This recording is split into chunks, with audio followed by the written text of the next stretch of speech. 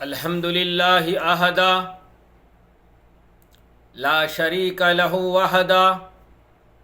صلی اللہ علی نبی من لا بعد اللہم صلی وسلم علی حبیبک خیر خلقہ وکلہ۔ معزز برادران اسلام، نوجوان ساتھیوں، بزرگوں اور میری امت کی پردہ نشین ماؤں اور بہنوں، السلام علیکم ورحمۃ اللہ وبرکاتہ۔ حضرات گرامی، کائنات کا نظام چلانے والا واحد خدا ہے۔ حضرت آدم انسان کی تقلید اللہ نے بہت ہی بہترین انداز میں فرمائی۔ انسانی عقل سے اللہ تبارک و تعالیٰ نے انسان کو عقل سلیم عطا فرمایا۔ اس عقل سلیم سے بنائی جانے والی ہر چیز میں انسان کا اپنا مال، اپنا جان، اپنا وقت لگتا ہے۔ جب جا کر کوئی چیز بنتی ہے اور اس کے مقصد کے اعتبار سے اس کی قیمت لگائی جاتی ہے۔ جیسا کہ انسان اپنے عقل سلیم سے ایک بلب تیار فرماتا ہے، جب اسے بنانے کے لیے جو ہے اشیاء جات کی ضرورت پڑتی ہے، اسے کانچ کی ضرورت پڑتی ہے، اسے آلے کی ضرورت پڑتی ہے، اسے ایلومینیم کی ضرورت پڑتی ہے، اس کے اندر گیس بھرا جاتا ہے اور اسے جا کر ایک پیمانے میں ناپ کر تول کر اسے جو ہے محنت اس پر لگا کر، جان اور مال لگا کر جب جو ہے ایک بلب تیار ہوتا ہے، اس بلب کے اندر جو ہے وولٹیج کے اعتبار سے جو ہے جتنا کرنٹ زیادہ ہو اس کی قیمت زیادہ لگائی جاتی ہے۔ کرنٹ کی کمی کی وجہ سے اس کی قیمت میں جو ہے کمی آ جاتی ہے۔ میرے محترم بزرگوں، عزیز دوستو، عین اسی طرح سے اللہ نے ہمیں مسلمان بنایا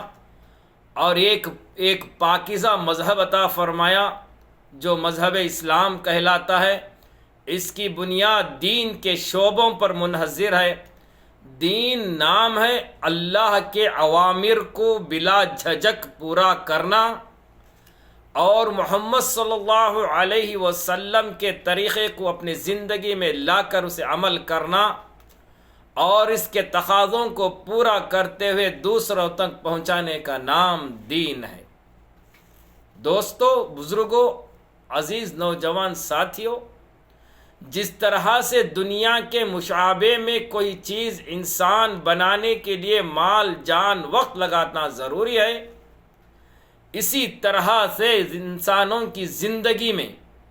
دین آنے کے لیے اپنے جان کو، اپنے مال کو، اپنے وقت کو نکال کر اللہ کے راستے میں نکل کر دین سیکھنا اور اپنی زندگی میں لانا بے حد ضروری ہے۔ میرے محترم بزرگوں، عزیز نوجوان ساتھیوں، اپنے زندگی میں دین لانا اور اسے دوسروں تک پہنچانا یہ امت مسلمہ کا عین فریضہ ہے۔ دوستو، بزرگوں، عزیز نوجوان ساتھیوں، انسان کسی نہ کسی بہانے سے اپنے گھر کو چھوڑتا ہے، اپنے بیویوں کو چھوڑتا ہے، اپنے کاروبار کو چھوڑ کر روزی معاش کے لیے در بدر ٹھوکر کھاتا ہے۔ ایک ملک سے دوسرے ملک کو، ایک جگہ سے دوسری جگہ کو منتقل ہوتا ہے۔ یہ دنیاوی غرض سے منتقل ہونے کو جو ہے اسے جو ہے نقل و حرکت کہتے ہیں۔ عین اسی طرح سے میرے محترم بزرگوں، عزیز نوجوان ساتھیوں، اللہ کے دین کے خاطر اللہ کی توحید کو بلند کرنے کے خاطر جب اپنے ملک میں اپنے مقام پر رہ کر دعوت اللہ کرتے رہتے ہیں، ان پر دشمنان اسلام کا غلبہ طاری ہوتا ہے، ان پر ظلم کے پہاڑ جب توڑے جاتے ہیں تو وہ مسلمان ظلم کو برداشت کرنے کی حد سے جب باہر ہو جاتے ہیں تو اس ملک کو چھوڑنا پڑتا ہے، اس ملک کو چھوڑ کر دوسرے ملک کی راہ لینا پڑتا ہے، تو اسے اسلام نے ہجرت کا نام دیا۔ تو میرے محترم بزرگوں، عزیز نوجوان ساتھیوں، حضور اکرم صلی اللہ علیہ وسلم کی سوانح حیات کو ہم دیکھا جائے تو مکہ کی 13 سال زندگی میں نبوت کے بعد حضور اکرم صلی اللہ علیہ وسلم نے دعوت و تبلیغ کا کام زور و شور سے کرنے لگے، صحابہ کے اندر دین آنے لگا، صحابہ کے اندر اللہ کی وحدانیت اور حضور اکرم صلی اللہ علیہ وسلم کے وہ پاکیزہ اور نورانی طریقے زندگی میں آنے لگے، تو کفاران مکہ ان پر ظلم کے پہاڑ توڑنے لگے، ان کو طرح طرح کے ظلم دینے لگے۔ تو اللہ کے رسول صلی اللہ علیہ وسلم نے ایک جماعت کو اس وقت ہجرت کرنے کی راہ دی، ہجرت کرنے کے لیے کہا کہ آپ اس مقام سے، مکہ سے، ان ظالموں کے شکنجے سے باز آ کر آپ ایک ملک حبشہ کی طرف جاؤ، اور وہاں کا بادشاہ نجاشی بہت ہی ہمدرد دل والا ہے، امید ہے کہ اللہ کی ذات سے وہاں پر سے دین کی راہ ہمیں ہموار ہو جاوے اور دعوت و تبلیغ کا کام آسان ہو جائے۔ تو میرے محترم بزرگوں، عزیز نوجوان ساتھیوں، یہ اسلام کی پہلی ہجرت تھی جسے اللہ کے رسول صلی اللہ علیہ وسلم نے 10 صحابہ پر مشتمل ایک جماعت حبشہ کی طرف روانہ کرنے کی سوچی اور اجازت دی۔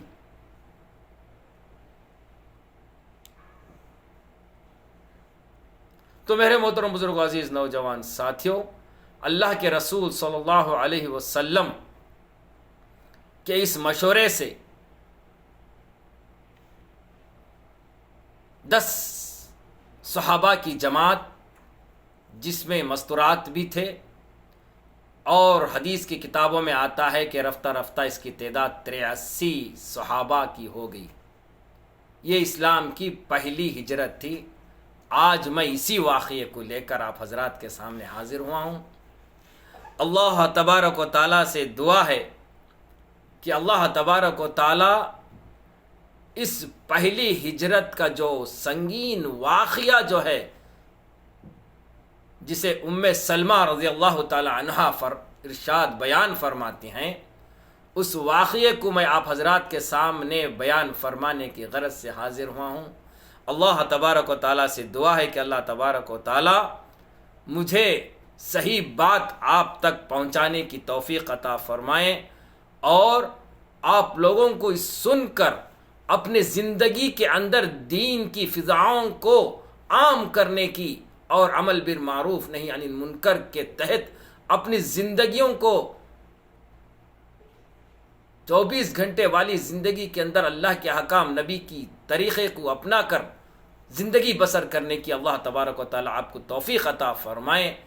اور میرے بھائیوں، بزرگوں، عزیز نوجوان ساتھیوں،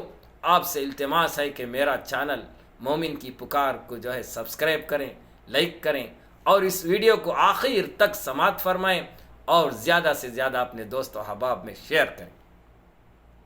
دوستو، بزرگوں، جب بھی دین کی محنت کرنے والوں پر تکلیف آ پڑتی ہے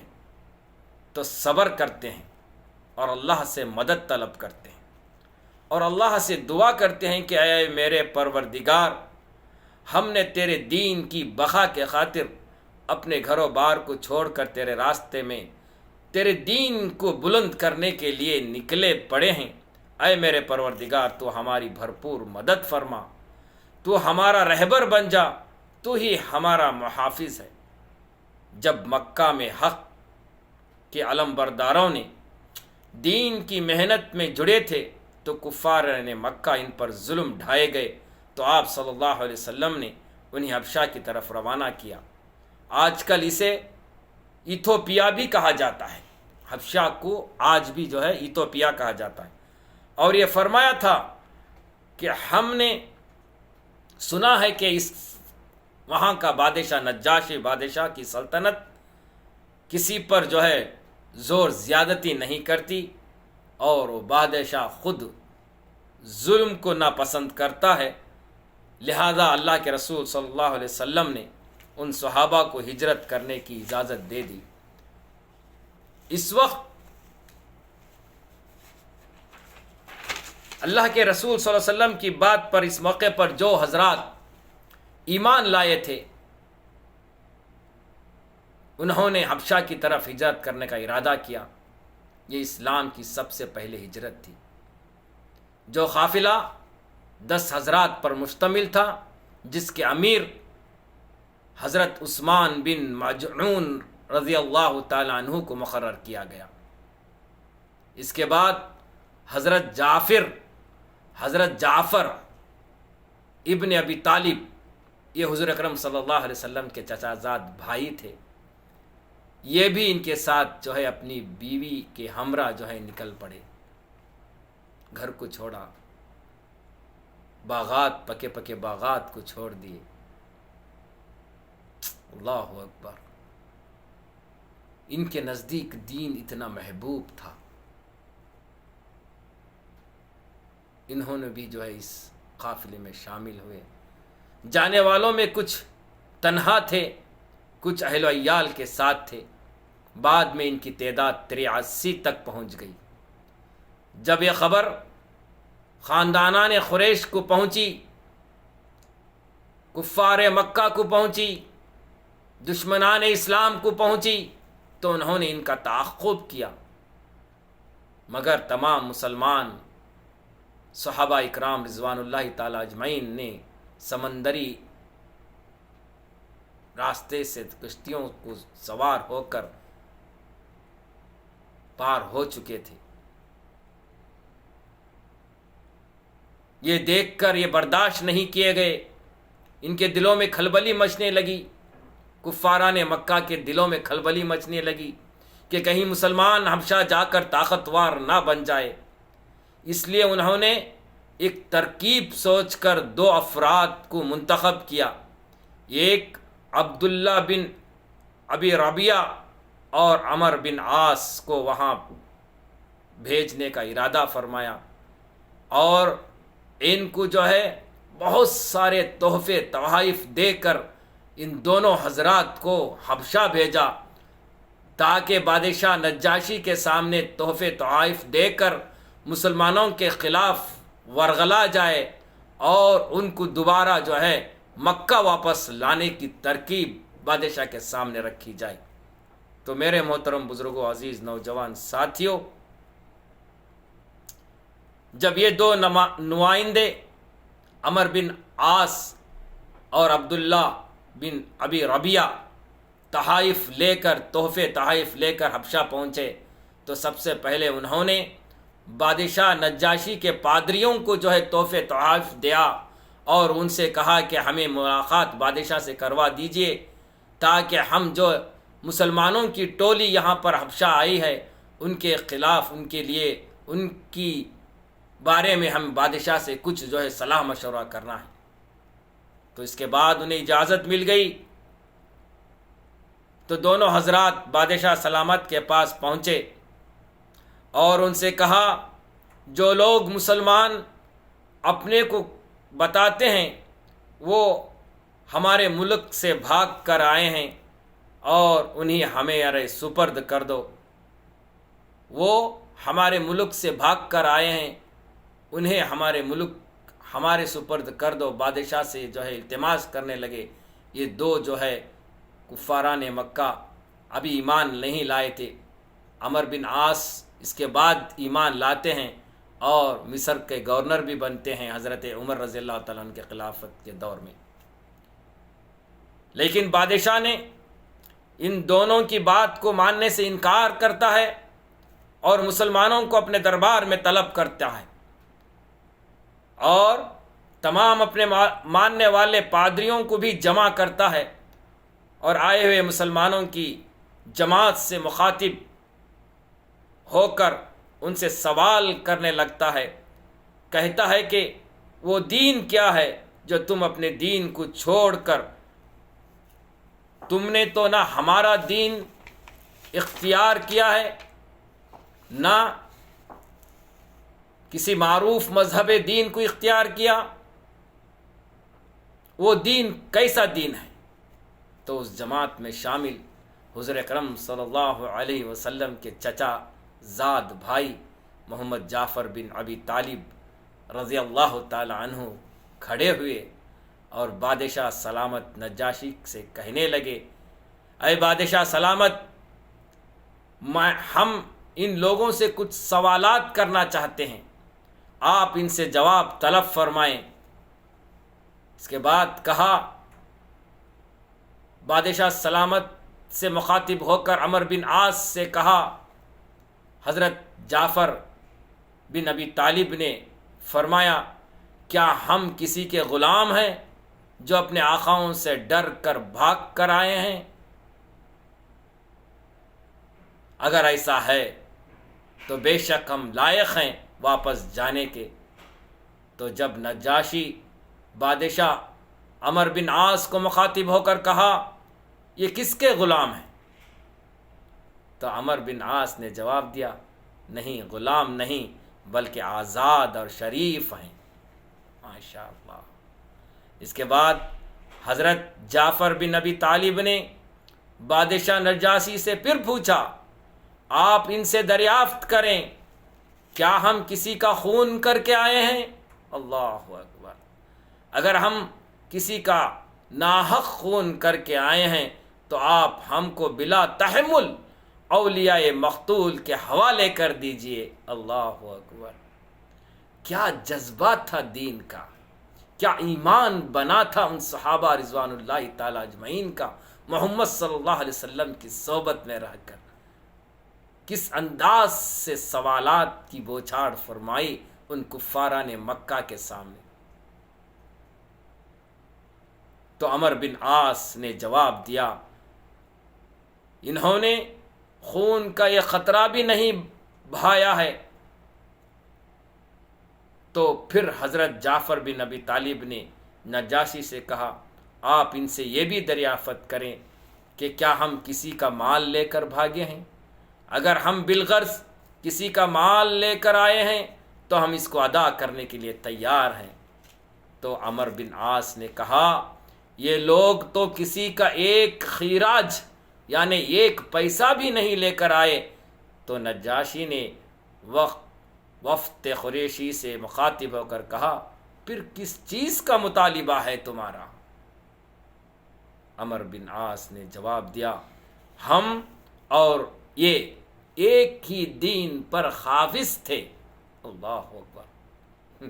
یہ کہنے لگے، عمر بن عاص نے فرمایا، اے نجاشی بادشاہ، ہمارا مطالبہ یہ ہے کہ ہم اور یہ ایک ہی قبیلے کے تھے اور ایک ہی دین پر قابض تھے، اور ہم ابھی بھی اسی دین پر قائم ہیں، لیکن ان لوگوں نے اس دین کو چھوڑ دیا اور ایک نیا دین اختیار کر لیا. تو بادشاہ نجاشی نے ان صحابہ کی جماعت کی طرف مخاطب ہو کر فرمایا، جس دین کو تم چھوڑ کر جو دین اختیار کیا ہے وہ کیا ہے؟ اللہ اکبر. میرے محترم بزرگ عزیز دوستو، غور سے ان باتوں کو سنو. اس کا جواب حضرت جعفر رضی اللہ تعالی عنہ نے کس انداز سے اس نجاشی بادشاہ کو فرمایا. حضرت جعفر بن ابی طالب نے اس دنوں میں دین کی جو وضاحت، دونوں دین کی جو وضاحت کی، بہت ہی وسیع اور فصیح انداز سے کرنا شروع کیا. جو تاریخ کے اوراق پر سنہری الفاظ سے لکھے گئے ہیں۔ اللہ اکبر۔ فرمایا اے بادشاہ، ہم ایسی قوم سے تعلق رکھتے تھے، ہم جہالت میں مبتلا تھے، ہم لوگ بتوں کی پرستش کرتے تھے، مردار کھاتے تھے، بدکاریاں کرتے تھے، رشتے ناتوں کو توڑ کر کئی کئی سالوں تک منہ موڑے رہتے تھے، ہمسایوں یعنی پڑوسی سے بدسلوکی سے پیش آتے تھے، ہم میں سے طاقتور کمزور کو کھا جاتا تھا۔ ہم ہی اسی حالت میں تھے کہ اللہ تبارک و تعالیٰ نے ہم میں ہی سے ایک رسول بھیجا، اس کی عالی نسبی، سچائی، امانت داری، پاک دامنی نے ہمیں ان سے پہلے ہی معلوم تھا۔ اس نے ہمیں اللہ کی طرف بلایا، ایک اللہ کی طرف بلایا اور سمجھایا، ہمیں صرف ایک اللہ کو ماننے اور اس کی عبادت کرنے کا حکم دیا، اور فرمایا اس کے سوا تم جن پتھروں، جن بتوں کی جو ہمارے باپ دادا پوجتے تھے انہیں چھوڑ دو۔ انہوں نے ہمیں سچ بولنا، امانت داری، قرابت جوڑنے، پڑوسیوں سے اچھا سلوک کرنے اور حرام کاری، خون ریزی سے باز آنے کی دعوت دی، اور فواحش میں ملوث ہونے کا، جھوٹ بولنے سے، یتیم کا مال کھانے سے، پاک دامن عورتوں پر جھوٹی تہمت لگانے سے منع فرماتے تھے۔ اس کے بعد اللہ کے رسول صلی اللہ علیہ وسلم نے ہمیں یہ بھی حکم دیا کہ ہم صرف اللہ کی عبادت کریں، اس کے ساتھ کسی کو شریک نہ کریں۔ اس نے ہمیں نماز، روزہ، زکوٰۃ کا دینے کا حکم فرمایا۔ اسی طرح سے حضرت جعفر رضی اللہ تعالیٰ عنہ نے اسلام کے تمام و فضائل و فرائض کو گنوائے، پھر کہا ہم نے اس پیغمبر کو سچا مانا، امین مانا، اور ہم اس پر ایمان لائے اور اس کے لائے ہوئے دین الہی میں اس کی پیروی کی۔ چنانچہ ہم نے صرف ایک اللہ کی عبادت کی، اس کے ساتھ کسی کو شریک نہیں کیا، اور جن باتوں پر ہمارے پیغمبر صلی اللہ علیہ وسلم نے جن چیزوں کو حرام بتایا اسے ہم نے حرام مانا، اور جو ہمارے پیغمبر رسول اللہ صلی اللہ علیہ وسلم نے جن چیزوں کو حلال بتایا اس کو ہم نے حلال مانا۔ اس پر ہماری قوم ہم سے بگڑ گئی، اس نے ہم پر ظلم و ستم کیے، ہم پر ظلم کے پہاڑ توڑے، ہمارے دین سے پھیرنے کے لیے فتنے سزاؤں سے دوچار کیا، تو ہم اللہ کی عبادت کو چھوڑ کر بت پرستی پر پھر سے دوبارہ پلٹ آئے۔ یہ ظلم ہم پر جو ہے انہوں نے توڑا، ہم کو پھر سے جو ہے گندی چیزوں کو حلال سمجھنے کے لیے جو ہے زور دیا گیا۔ جب انہوں نے ہم پر بہت ظلم و ستم کے پہاڑ توڑے، ہمیں زمین تنگ کر دی، تو ہمارے درمیان اور ہمارے دین کے درمیان روک بن کر کھڑے ہو گئے، دیوار بن کر کھڑے ہو گئے، تو ہم نے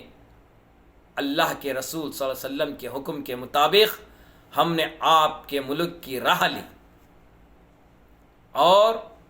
دوسروں پر آپ کو ترجیح دیتے ہوئے آپ کی پناہ میں رہنا پسند کیا،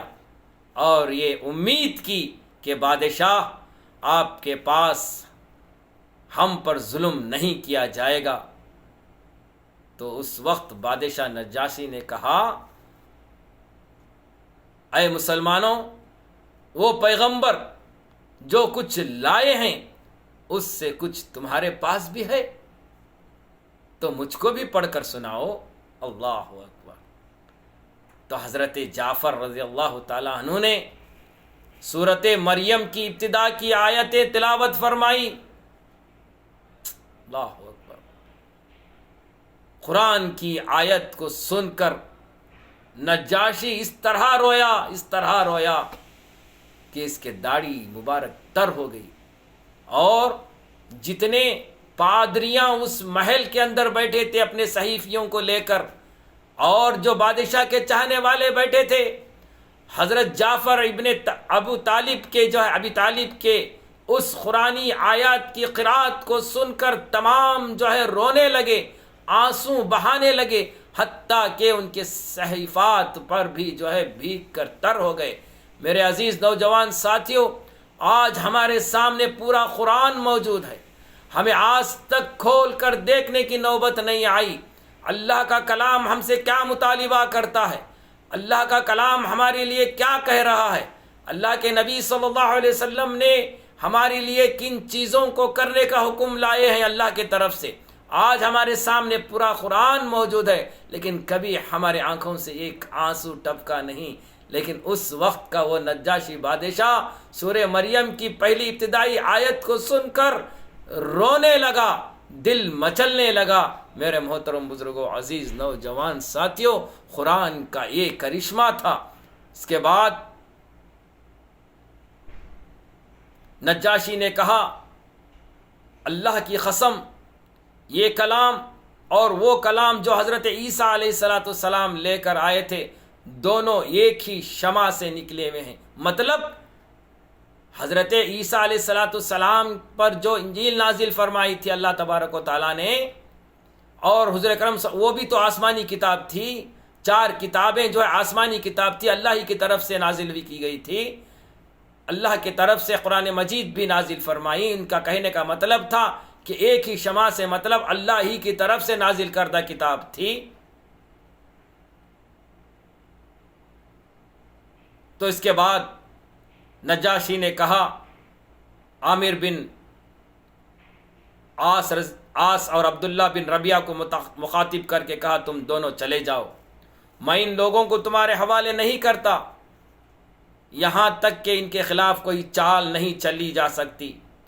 ان کے حکم پر دونوں وہاں سے نکل گئے، کفاران مکہ وہاں سے نکل گئے۔ پھر عمر بن عاص نے عبداللہ بن ربیہ سے کہا، اللہ کی قسم، کل ان کے متعلق ایسی بات لاؤں گا کہ ان کی ہر بات کی جڑ کاٹ کر رکھ دوں گا۔ عبداللہ بن ربیہ نے کہا، نہیں، ایسا نہ کرنا، ان لوگوں نے اگرچہ ہمارے خلاف کیا ہے لیکن یہ بہرحال اپنے قبیلے سے تعلق رکھتے ہیں، یہ اپنے ہی ہیں۔ مگر عمر بن عاص کے دل میں کفریت پھیلی ہوئی تھی، بت پرستی پھیلی ہوئی تھی، ایمان ابھی جاگا نہیں تھا، وہ اپنی رائے پر اڑے تھے۔ اگلے دن عمر بن عاص نے نجاشی سے کہا، اے بادشاہ، یہ لوگ عیسیٰ ابن مریم پر ایک بہت بڑی بات کہتے ہیں۔ تو اس پر نجاشی نے مسلمانوں کو پھر بلایا اور پوچھنا چاہتا تھا کہ حضرت عیسیٰ علیہ السلام کے بارے میں مسلمان کیا کہتے ہیں۔ اس دفعہ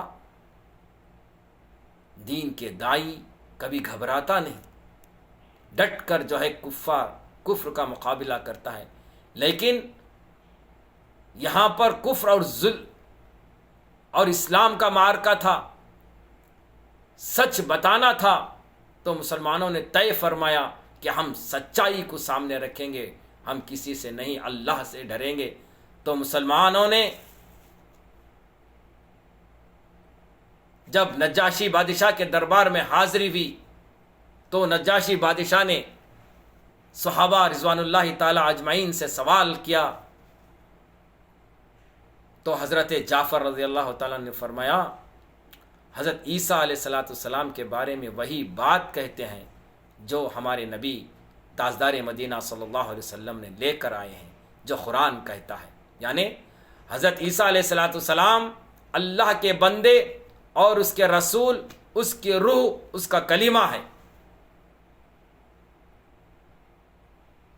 جسے اللہ نے کنواری پاک دامن حضرت مریم کی طرف الہام کیا تھا، جسے قرآن کہتا ہے۔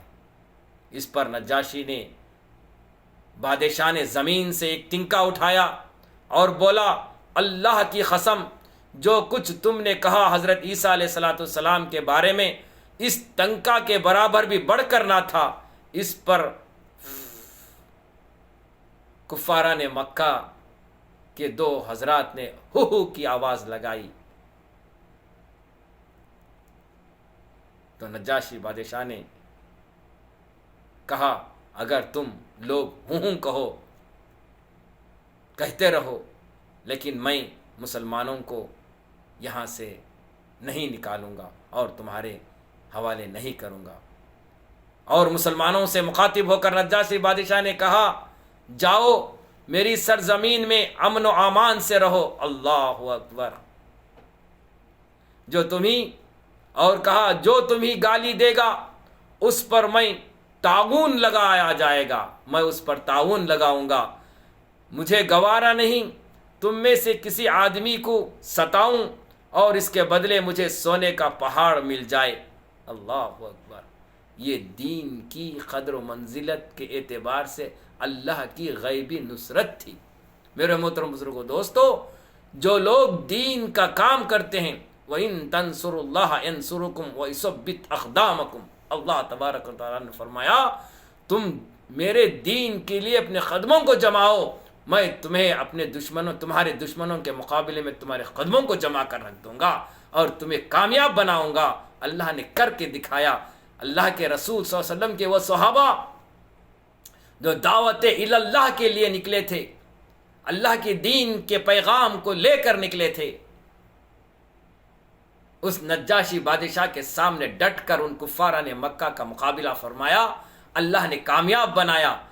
اللہ نے ایسی نصرت، ایسی کامیابی عطا فرمائی۔ بادشاہ نے کہا کہ تم ہمارے سرزمین پر امن و امان کے ساتھ رہ سکتے ہیں، اگر تمہیں کوئی گالی دے گا، کوئی تمہیں ظلم کرے گا تو میں اس پر تعاون لگاؤں گا، یعنی ٹیکس لگاؤں گا، اس سے معاوضہ وصول کروں گا۔ اللہ اکبر۔ آج بھی دعوت و تبلیغ کے کام کرنے والوں پر ظلم کے پہاڑ توڑے جاتے ہیں، مسجدوں کو بند کیا جاتا ہے، مسجدوں پر بورڈ لگایا جاتا ہے کہ تبلیغ والے آنا منع ہے۔ اللہ اکبر۔ یہ مشرک، یہ بتوں کی پرستش کرنے والے، یہ خبر پرست، یہ خبروں سے اپنا سجدہ کر کے اللہ کی ذات میں شرک کرنے والے، اگر وہ جان جاتے کہ اللہ کے دین کی راہ میں اللہ نے غیبی نصرت رکھی ہے، اللہ کی مدد رکھی ہے، یہ واحد راستہ ہے جو نجات کی طرف لے جاتا ہے، جسے اللہ کے رسول صلی اللہ علیہ وسلم نے فرمایا، اللہ کے صحابہ نے کیا، تبع تابعین نے کیا، تمام اولیاء اکرام نے کیا، جتنے بھی انبیاء علیہ السلام اس دنیا کے اندر مبعوث ہوئے، سب کی ذمہ داری تھی دعوت اللہ، دعوت و تبلیغ کا کام ان کے کندھوں پر رکھ کر اللہ تبارک و تعالیٰ نے انہیں مبعوث فرمایا تھا۔ آخر میں اس امت کو یہ کام دیا گیا ہے۔ میرے محترم بزرگوں، عزیز نوجوان تو اسے اپنا نصب العین بنا کر چلیں، اللہ تمہاری زندگی میں بھی کامیابی عطا فرمائے گا اور آنے والی لامحدود زندگی میں بھی کامیابی عطا فرمائے گا۔ بہر کیف اس نجاشی بادشاہ نے کہا میرا اللہ کی قسم، اللہ تبارک و تعالیٰ نے مجھے میرا ملک واپس کیا تھا۔ ان دونوں کفاران کے نمائندوں کو بلایا، عمر بن عاص اور عبداللہ بن ابی ربیعہ کو بلایا اور ان کے تحائف ان کو واپس کر کے فرمایا اللہ تبارک و تعالیٰ نے میرا ملک واپس کیا تھا، مجھ سے کوئی رشوت نہیں لی تھی کہ میں اس کی راہ میں رشوت لوں، نیز اللہ نے میرے بارے میں لوگوں کی بات قبول نہیں کی تھی، میں اللہ کے بارے میں لوگوں کی بات مانوں۔ حضرت ام سلمہ رضی اللہ تعالیٰ عنہ جنہوں نے اس واقعے کو بیان فرمایا، انہیں فرماتے ہیں کہ اس کے بعد وہ دونوں اپنے تحفے لے کر بے آبرو ہو کر واپس چلے گئے اور ہمیں نجاشی کے پاس ایک اچھے ملک میں، ایک اچھے پڑوسی کی طرح زیر سائے میں رہ کر اللہ کی دعوت، اللہ کے دین کی دعوت و تبلیغ کے اندر ہم منحصر ہو گئے اور وہیں پر حبشہ کے اندر رہنے لگے۔ میرے محترم بزرگوں، عزیز نوجوان ساتھیوں، اللہ تبارک و تعالیٰ نے ہمیں جو یہ زندگی دیا ہے، 60 یا 70 سال کی زندگی ہمیں جو ہے اس زندگی کو بنانا ہے اس دنیا کے اندر. یہ دار العمل ہے، دار الجزا آخرت ہے. میرے محترم بزرگوں، عزیز نوجوان ساتھیوں، دین جو ہے بغیر محنت کے زندگی میں نہیں آتا. دین جو ہے محنت کرنے کے بعد اپنی زندگیوں میں آتا ہے. اپنے گھر کو چھوڑنا پڑتا ہے، اپنے مال کو لگانا پڑتا ہے، اپنے وقت کو لگا کر جائیں گے. اللہ کے راستے میں نکل کر جو ہے دین سیکھیں گے تو اپنی زندگی کے اندر دین آئے گا. پرسوں جب ہمارا ایک مشورہ ہوا یہاں پر، جو ایک عالم صاحب جو آخری نشست میں مولانا مخاطب ہو کر فرما رہے تھے، یوں فرمائے تھے، ایک چند باتیں آپ حضرات کے سامنے کہہ کر جو اپنی بات کو ختم کرتا ہوں. انہوں نے دنیا کا مشاہدہ کرتے ہوئے کہا کہ دنیا کے اندر کوئی انسان جو ہے اپنی 60 یا 70 سالہ زندگی کے اندر 20 سالہ زندگی ایک جو ہے ڈگری بنانے کے لیے، ایک ڈاکٹر کی ڈگری لینے کے لیے، ایک انجینئر کی ڈگری لینے کے لیے، ایک فلاسفر کی ڈگری لینے کے لیے اپنا مال لگاتا ہے، اپنا وقت لگاتا ہے، لاکھوں روپے لگاتا ہے اور ایک ڈگری لیتا ہے جسے ڈاکٹر کہتے ہیں، جسے انجینئر کہتے ہیں، جسے جو ہے فلاسفر کہتے ہیں. ایک سرٹیفکیٹ ملتی ہے. یہ 20 سالہ کی محنت اگر اس کے اندر دین کی فضا نہ ہو تو اس کی یہ سرٹیفکیٹ نہ تو خبر کے اندر کام آئے گی نہ آخرت کے اندر کام آئے گی.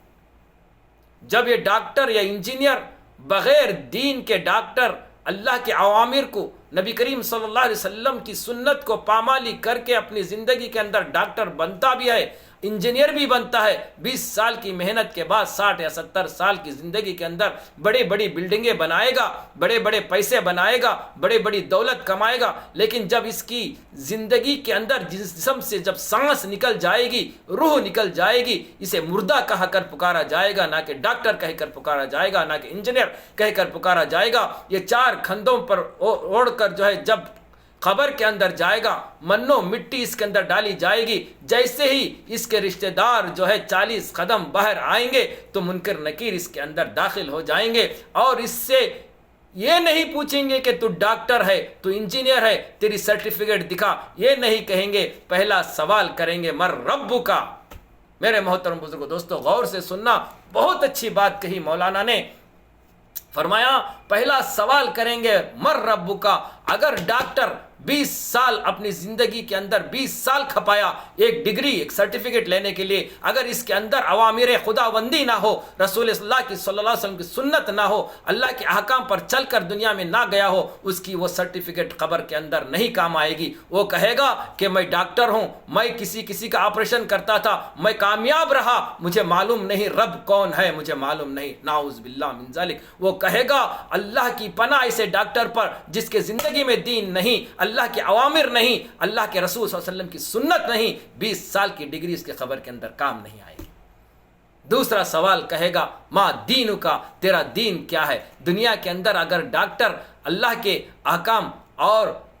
مذہب اسلام کے طریقے پر اس کی جو ہے نوکری کر کے اس دنیا سے جائے گا تو قبر میں کہے گا دین میرا اسلام ہے. اور اس کے بعد تیسرا سوال اس کے سامنے رکھا جائے گا من محمد الرسول اللہ صلی اللہ علیہ وسلم، محمد صلی اللہ علیہ وسلم کے بارے میں تو کیا جانتا ہے؟ ڈاکٹر کی زندگی میں دین نہیں، نبی کی سنت نہیں، خبر میں جانے کے بعد محمد صلی اللہ علیہ وسلم کے اس بارے میں کیا کہے گا؟ میرے محترم بزرگوں، دوستو وہاں پر فرشتے فرماتے، اللہ وہ عالم فرماتے ہیں کہ فرشتے جو ہے اس پر جو ہے ازدوں کو مسلط کیا جائے گا، اس پر سانپ بچھو مسلط کیا جائے گا، جہنم کا ایک ادنا کھڑکی کھولی جائے گی جس کی وجہ سے گرم گرم ہوائیں اس کے خبر کے اندر جو ہے آتی رہیں گے. فرشتے کہیں گے تیرا ٹھکانہ یہ ہے، دیکھ لے، تجھے تا قیامت تک تجھے اس قبر کے اندر اسی ماحول کے اندر سونا پڑے گا. اور جب اس قبر سے تو اٹھے گا تو اللہ کے سامنے شرمندہ ہوگا اور اللہ کے سامنے جا کر بھی تو جو ہے جہنم کا ایندھن بنے گا. کیا کام آئی 20 سال کی ڈگری انجینئر کی، ڈاکٹر کی، فلاسفر کی، جس کے ساتھ اللہ کے اوامر نہ ہو، نبی کی سنت نہ ہو، زندگی جو ہے بیکار گنوا کر جو ہے پیسے، مال، وقت برباد کر کے اس دنیا سے جائے گا. اس کے بالمقابل ایک ان پڑھ، ایک جاہل اللہ کے راستے میں نکلتا ہے، پہلے 3 دن اللہ کے راستے میں نکلتا ہے، مسجد کے ماحول میں رہتا ہے، کلمہ توحید کا صحیح علم فنون لگ سکتا ہے، سورہ فاتحہ سیکھتا ہے، دین کو سمجھتا ہے، اور 3 دن کے بعد کچھ جو ہے اس کے اندر دینداری آتی ہے، اللہ کے راستے میں جانے کا شوق پیدا ہوتا ہے، اللہ کے راستے میں پھر 40 دن لگاتا ہے، اپنے آپ کو اللہ کے اوامر اور قرآن کی چند صورتیں یاد کرتا ہے، نماز کا طریقہ یاد کرتا ہے، نماز کو خشوع خضوع کے ساتھ پڑھتا ہے، مسجد کے ماحول میں رہتا ہے، اوابین پڑھتا ہے، چاشت پڑھتا ہے، اشراق پڑھتا ہے، رات کو اٹھ کر اللہ کے سامنے آنسو روا ہو کر امت کے لیے دعا کرتا ہے، اپنی زندگی کے لیے دعا کرتا ہے، تہجد پڑھتا ہے، تکبیر اولیٰ کے ساتھ 5 وقت کی نماز ادا کرتا ہے، اس کے چہرے پہ نور آتی ہے، اللہ کے رسول صلی اللہ علیہ وسلم کی سنت اس کے چہرے پر آتی ہے، پھر جو ہے دنیا کے ماحول میں آتا ہے، اپنے آپ کو اللہ کے منادی کی آواز سن کر مسجد کی طرف لپکتا ہے، اور اس کے اندر شوق پیدا ہوتا ہے، اور اللہ کے راستے میں 4 مہینے نکلتا ہے، جو کچھ نہیں جانتا تھا، سورہ فاتحہ تک اسے نہیں آتا تھا، کھڑ مت تھا، اللہ کا نام لینا بھی اسے جو ہے پسند گوارا نہیں تھا، نبی کی سنت اس کی زندگی میں نہیں تھی، جب یہ 4 مہینے اللہ کے راستے میں جاتا ہے، مسجد کے ماحول میں رہتا ہے، اللہ کے نیک بندوں کی دوستی میں رہتا ہے، تعلیم کے حلقوں میں بیٹھتا ہے، 5 وقت تکبیر اولیٰ کے ساتھ نماز پڑھتا ہے، پوری نمازوں کو ادا کرتا ہے، راتوں کو اٹھ کر جاگتا ہے، اپنے اہل و عیال کے لیے روتا ہے، امت کے لیے روتا ہے، اور دین کی فضاؤں میں رہتا ہے، قرآن کی آیتوں کا ترجمہ سیکھتا ہے، قرآن کا جو ہے چند آیتیں حفظ کرتا ہے، اللہ کی قسم ایسا بن کر آتا ہے، ممبر رسول پر بیٹھ کر قال اللہ قال الرسول کی بات کہنے والا بنتا ہے۔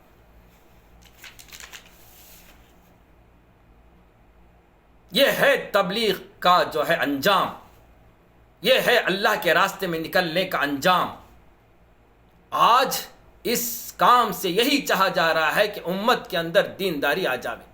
امت اللہ کے اوامر، رسول اللہ صلی اللہ علیہ وسلم کی سنت کو زندگی میں لا کر دنیا میں عمل کرے، اور خبر میں جو ہے اس کا جو ہے انجام اللہ تبارک و تعالی اچھا فرمائے، اور سوالوں کے جوابات دینے میں آسانی ہو جائے۔ میرے محترم بزرگوں، عزیز نوجوان ساتھیوں، یہ کوئی نیا کام نہیں ہے، اللہ کے نبی صلی اللہ علیہ وسلم نے اپنے 23 سال کی زندگی میں اس امت کو بنانے کے لیے دعوت کی لائن میں کام فرمایا، صحابہ کو کھڑا فرمایا، تبع تابعین کو فرمایا، اولیاء اللہ نے اس کام کو کیا، اور اس امت کی تعریف اس قرآن کے اندر جو ہے خیر کی امت اسی کام کی بنیاد کی وجہ سے کیا۔ یہ امت کا نصب العین ہے، اسے کرنا ہے۔ میرے محترم بزرگوں دوستو، میں آپ حضرات سے آخر میں التماس کرتا ہوں، یہ وہ کام ہے جسے اللہ تبارک و تعالیٰ نے براہ راست حضرت محمد حضور اللہ صلی اللہ علیہ وسلم پر نازل فرمایا، دعوت کی محنت کے لیے۔ اللہ کے نزدیک دین بہت بڑا محبوب ہے، اللہ تبارک و تعالیٰ نبیوں کو مشقتوں میں ڈالنا پسند فرمایا، لیکن دین پر کوئی آنچ آنا اللہ کو پسند نہیں۔ یہ دین اتنا محبوب ہے اللہ کے نزدیک۔ آج ہمیں نہ تو سورہ فاتحہ یاد ہے، کسی مسلمان کو کھڑا کر کے پوچھو 10 سورتوں کو یاد ہے یا نہیں؟ نماز کے لیے 10 سورتوں کا یاد ہونا لازم ہے۔ کسی مسلمان کو کھڑ کر دیکھو وہ کس طرح سے نماز پڑھتا ہے۔ میرے محترم دوستو، ہماری عمریں 35 سال 40 سال ہو گئی، اب جو ہے کسی مدرسے میں جا کر کوئی سیکھنا نہیں، یہی ایک چلتا پھرتا راستہ ہے۔ اللہ کے راستے میں نکل کر اللہ کے بندوں کے ساتھ رہ کر مسجد کے ماحول میں رہ کر دین کو سیکھتا ہے، دین کو سیکھنے کے بعد اپنی زندگی میں تبدیلی آتی ہے، اللہ کے احکام اور نبی کی سنت اس کی زندگی میں آتی ہے، وہ دنیا میں بھی کامیاب ہوتا ہے، آخرت والی آنے والی زندگی میں اللہ تبارک و تعالیٰ کے سامنے جو ہے خوش و کرم کے ساتھ اللہ تبارک و تعالیٰ کی رحمتوں کے آغوش میں آتا ہے، اور اللہ تبارک و تعالیٰ اس کے اعمال کی بنیاد پر اللہ تبارک و تعالیٰ اسے جنت کی جو ہے راہ دکھائیں گے انشاءاللہ تعالیٰ۔ اسی بات پر میں جو ہے اپنی بات کو ختم کرتے ہوئے آپ تمام حضرات سے گزارش کرتا ہوں کہ اس کام کو اپنا نصب العین بنا کر کام سمجھ کر کام کریں، اور اس کام میں جو ہے جڑ کر رہنے کی اللہ تبارک و تعالیٰ آپ کو توفیق عطا فرمائے، اور اپنے گھروں میں اپنے مستورات کے اندر بھی دین کے باتوں کو جو ہے کہو، سناؤ، اور صحابیات کے واقعات کو، صحابہ کے واقعات کو سناؤ۔ یہ جو پہلی جو ہجرت تھی، اسلام کی پہلی ہجرت، جس سے دین کے اندر فضاؤں کو عام فرمایا، اللہ تبارک و تعالیٰ کے رسول صلی اللہ علیہ وسلم نے دین کے خاطر اللہ کے ان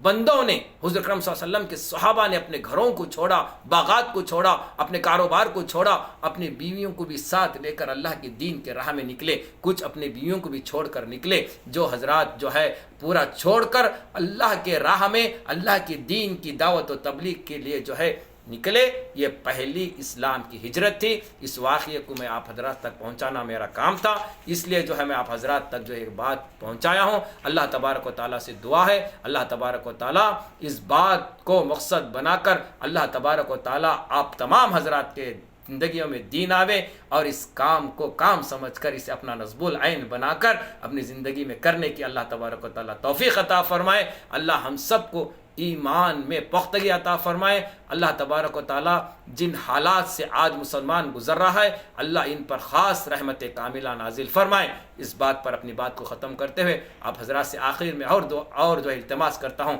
کہ اس ویڈیو کو آخر تک سماعت فرمائیں اور اپنے تمام دوست احباب میں جو ہے شیئر کریں۔ اللہ آپ کو جزائے خیر عطا فرمائے۔ اللہ تعالیٰ آپ کو جو ہے اس کا اجر و ثواب عطا فرمائے۔ والسلام علیکم ورحمۃ اللہ وبرکاتہ۔